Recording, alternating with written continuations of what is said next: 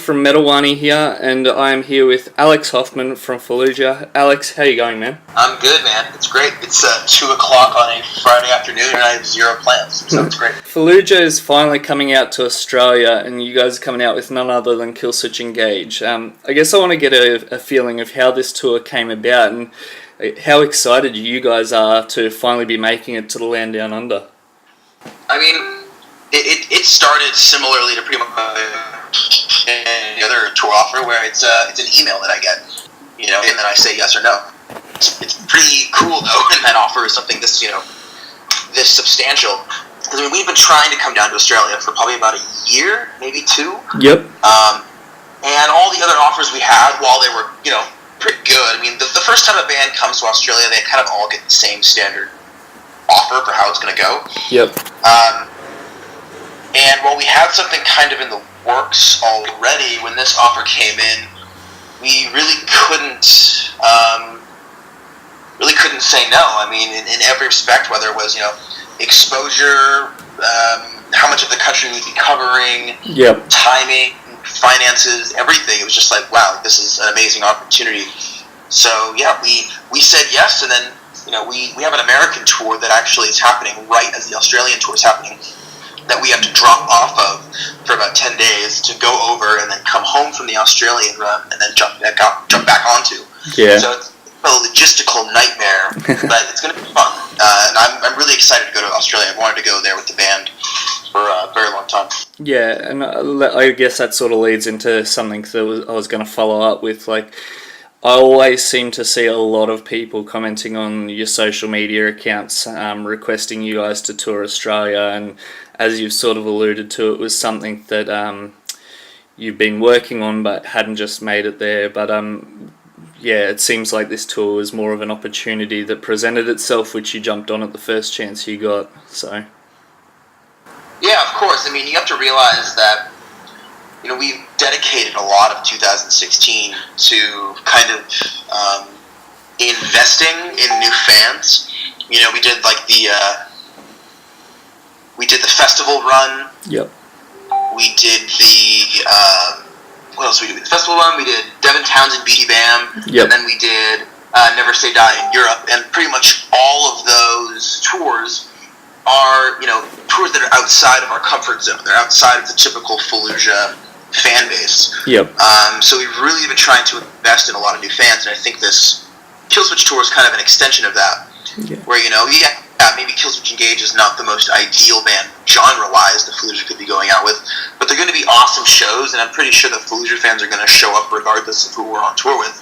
So I can't really complain. I mean, it's going to be a really great opportunity to come tour down there, and I think that instead of kind of preaching to our own choir, we've been wanting to take the risk and be put in front of a lot of new fans who would normally kind of cast a wide net and see, hey, who's going to show up next time when we come around? Who's going to be surprised, or who's going to be, I guess, impressed in a way that otherwise, if we only did tours with bands that sound like Fallujah, then you're kind of not gaining any new ground. Yeah. So, if there's anyone that has any delusions about how the touring with Killswitch is going to go, it's like, you know what? You can either come to the show or you're not going to. But I couldn't, think of a better band to tour another place with than Killswitch Engage. Yeah, definitely. An influential band since the beginning, so I'm happy about it. So we'll switch over now, talking about the latest record. So Dreamless came out earlier this year. You guys signed with Nuclear Blast for that one. How has that relationship been between the band and the label? It's been great. I mean, they definitely make the effort to make you feel welcome, or make you feel like you're part of the team. I really enjoy being at Nuclear Blast. I mean, it's certainly better than where we were before, because there's just so many more resources now.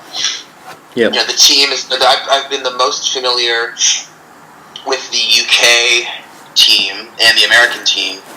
Haven't really met many of the people from the German office. Yep. I mean, I've met a few of them at festivals and stuff, but other than that,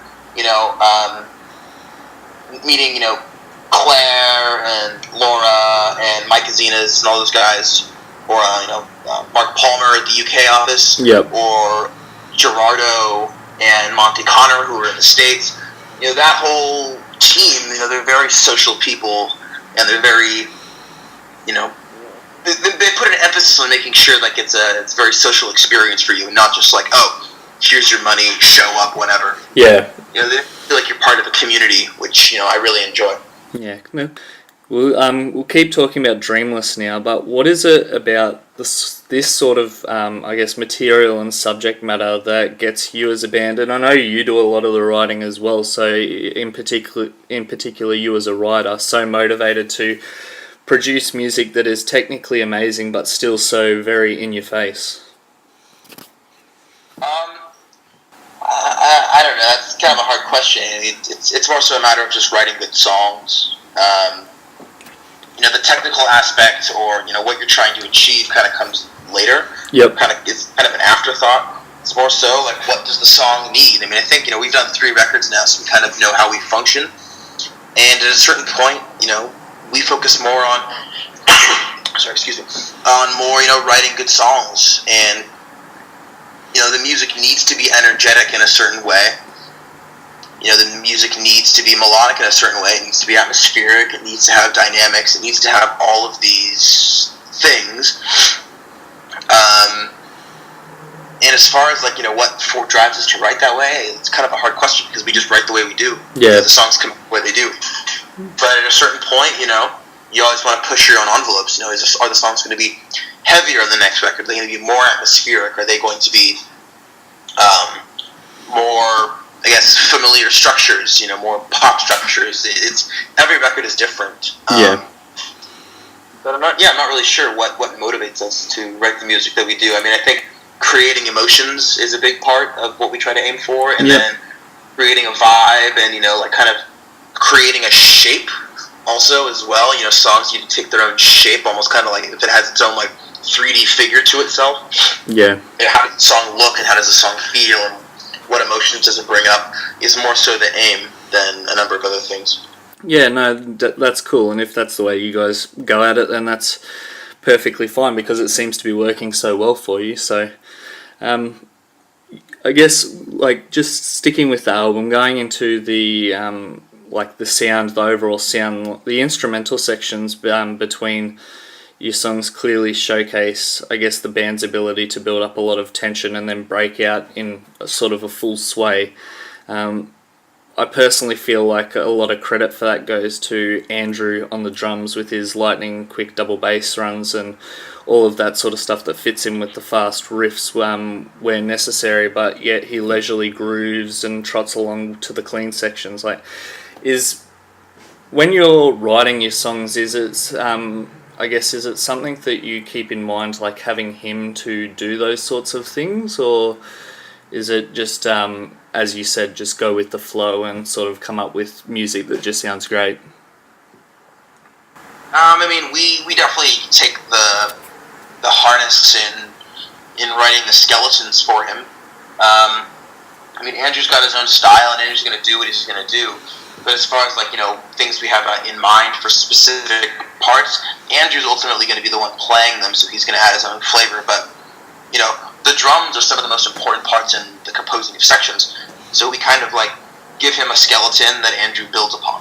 Yeah, that's really where his role comes in. And honestly, a lot of his parts will change, you know, from, you know, when he enters the studio as opposed to, you know, before he leaves, or if he tours on a song a few times, he'll do things differently. It's just, it's kind of his own deal. I mean, he's kind of left at his own devices in that realm. Yeah, cool. Like, just talking now about you and your vocals, I guess your vocals sort of cap out the brutal tech metal sounds that the band has going on, but I feel like you do it in a way that it doesn't overpower either the lead or the synth sections, and I think that's probably most present on this record. So is this something you really plan when you're sort of preparing your vocals, or is it just go and do what you do? I mean, very much it's just kind of me going to do what I do. I mean, writing lyrics for Fallujah is a very, very difficult task. I mean, it's difficult for the reason that, you know, the songs aren't really tailored for vocals. So, you know, like with many death metal bands, the vocals kind of take a back seat. So for me, there are some parts that I think, as far as phrasing and subject matter goes, can be very difficult for me to write. So every song definitely has to have, a go with the flow attitude, because if you try and be too rigid, you're not really going to get anywhere. Writing for Fallujah is just kind of the way it is. Yep. You're not given a lot of wiggle room as far as sections go. So for me, I kind of just try and do my best to apply phrasing and apply relevancy to lyrics on sections, with each song. Some songs come easier than others, and there's a lot of decisions that end up being made in the studio that, change things. Yeah. I think, there's nothing really, I think, about any of the records that would be, quintessentially Fallujah, because every single time, every song is a new battle as far as how am I going to take these ideas that I have, or these, sections, these ideas that I have in my mind, and actually get them applied to the songs as they come together. Yep. So, that's kind of the reality of writing lyrics for Fallujah. Yeah. Okay. So you guys, with this release, you worked with Mark Lewis at Audio Hammer Studios, and he's undoubtedly one of the best in this particular field for the work that he does. Given that you guys have worked with Zach Oren over the last two records, and again on this one, was there a decision or a particular reason why you decided to bring Mark on board for this one? I think, we signed a Nuclear Blast, and straight up, we just had more money to throw at the record. So we wanted to, now we could afford to have the mixing and mastering be viewed through someone else's eyes. Yep. To kind of get a new perspective, because, before, every record's kind of been done by, the same people, or, with one guy in mind. And we were just really excited to have, a different person's perspective on it. And I think Mark did a good job. So would going through Mark be something that you would sort of consider again in the future? Maybe. I'll cross that bridge when I come to it. Yeah, fair enough. So you've told us about the plans for, obviously, the Australian run, and that you're going to be in the middle of a US run in the early 2017. But what's next for the band? What can we expect later on next year, early 2018? We're going to start writing a new record next year. That, plus, I know we have some festival appearances coming up. I know Brutal Assault in Czech Republic has already been announced. Yep. And there's a few other ones that we're gearing up for later on in summer. But, writing a new record is going to be kind of on the forefront. Yeah. Alright, cool. Well, Alex, that's all I had for you, so thanks so much for taking the time to have a chat with us, and we'll look forward to seeing you when you get to Australia early next year. Absolutely, man. Thank you so much. No worries. Have a good day.